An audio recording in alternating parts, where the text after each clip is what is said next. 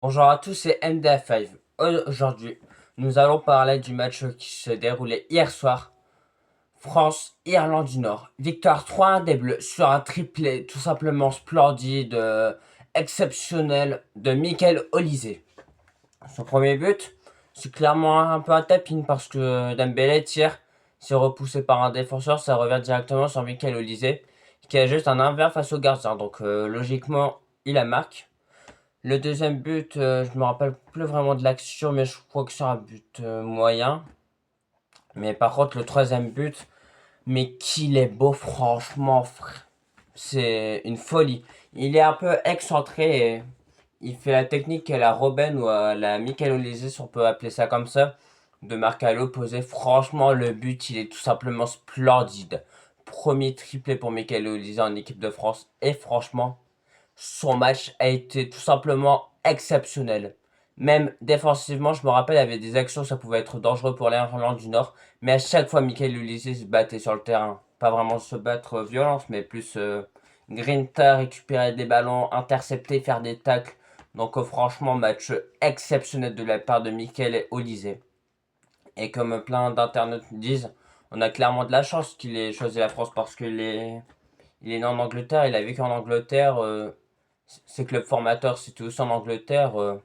Mais il a quand même décidé de choisir l'équipe de France alors que sa maman a des origines africaines.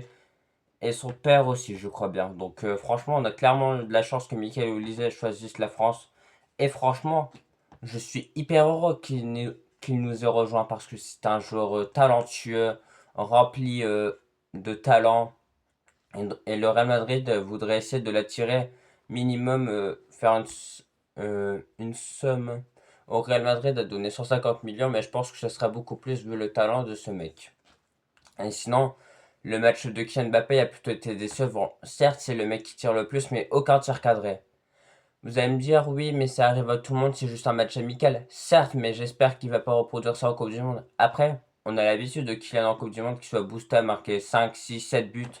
Et il aurait pu devenir ce soir le meilleur buteur avec Olivier Giroud, mais il n'a pas su marquer de but. Donc je pense que ça sera durant la Coupe du Monde où il va clairement dépasser Olivier Giroud. Donc franchement, félicitations pour Kylian Mbappé. Et en équipe de France, dites-vous, hein, il a seulement 27 ans. Il a 96 matchs avec l'équipe de France et ce n'est pas près d'être fini. Donc je vous fais pas dire les matchs de Kylian Mbappé avec l'équipe de France. Peut-être qu'il va atteindre les 180, qui sait. Mais on verra bien. Donc franchement, j'étais un peu déçu de la performance de Kylian Mbappé, a toujours tiré au-dessus. Mais je suis confiant pour la Coupe du Monde. Ousmane Dembélé, lui, faudrait m'expliquer parce que certes sur le PSG c'est vraiment le pur neuf, le mec le plus avancé. Mais avec l'équipe de France hier soir, il a fait un match, j'allais dire catastrophique, je vais pas abuser, mais difficile de sa part parce que des pertes de ballons, des dribbles pas créés. Et c'était le mec avec le moins de ballons touchés durant les 60 les le l'heure de jeu. Donc franchement, ça vous fait dire que Ousmane Dembélé n'a pas su être conquérant, il n'a pas su énormément toucher de ballon. Et lorsqu'il touchait, soit c'était une paire de balles, ou soit c'était une passe simple qu'il faisait. Donc j'ai vraiment pas apprécié le match de Ousmane.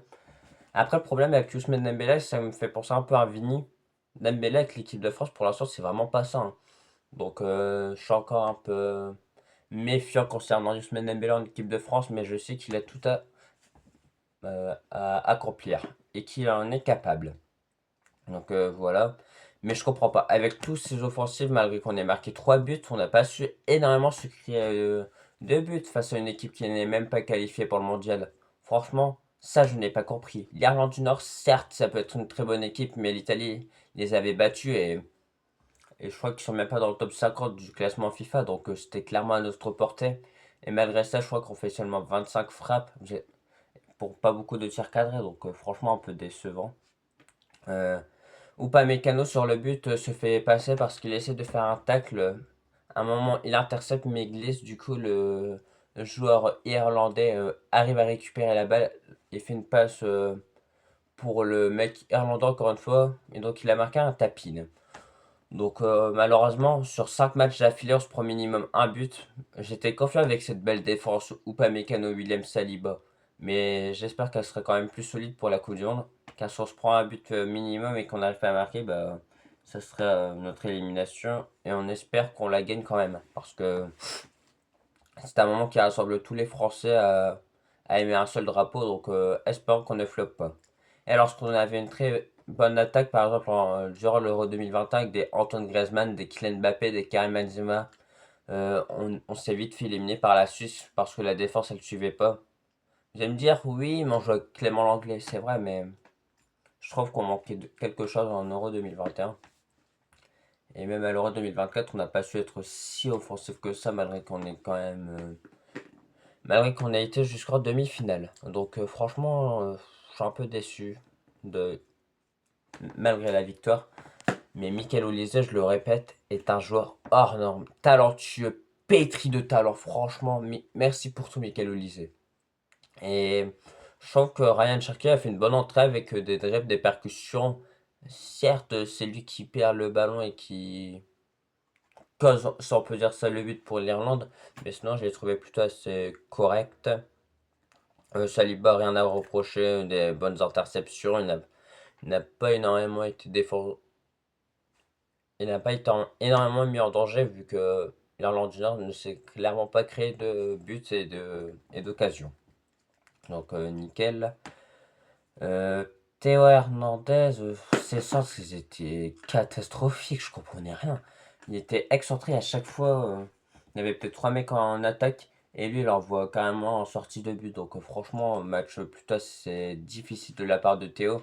Malgré que défensivement, j'ai plutôt assez bien apprécié quand même. Je Koundé, rien à reprocher. André Rabiot, il a su gagner, gratter quelques ballons, essayer de créer du danger. Par exemple, je me rappelle, en première période où la France n'a pas énormément de tirs, il crée une frappe, ça passe juste au-dessus. Donc c'était dommage pour Adrien Rabiot. Je vois beaucoup de personnes dire Adrien Rabiot c'est un problème, mais je trouve que dans son style, il est plutôt assez correct, voire bon, avec ses interceptions de balles et jeux offensifs qu'il peut créer. Donc voilà. Ah oui, Désiré Doué, quel match également, malgré qu'il n'ait pas été décisif sur un but. Franchement, son apport défensif, son apport offensif, j'ai kiffé le match de Désiré Doué. Parce qu'il apportait du danger, de la percée, du, des bonnes passes lorsqu'il fallait en attaque. Donc franchement, fier de la part de Désiré Doué pour ce match, malgré tout. Et donc voilà. Je pense que je vais pas vous faire un long débrief vu que c'était seulement un match amical. Le premier match, si j'ai pas de bêtises, commence mardi face au Sénégal. Je suis impatient de voir si la France va bien se débrouiller ou pas. Mais espérons qu'on aille le plus loin comme je l'ai déjà dit. Malgré le groupe très difficile car le premier match c'est face au Sénégal. Ensuite on affronte l'Irak pour le deuxième match. Et en troisième match on affrontera l'équipe d'Erling Haaland, donc la Norvège.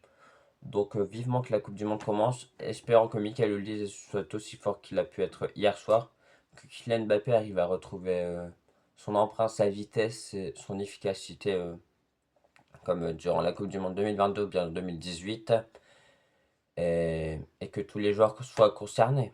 Parce que l'attaque, elle est très bonne, mais si il n'y a pas de...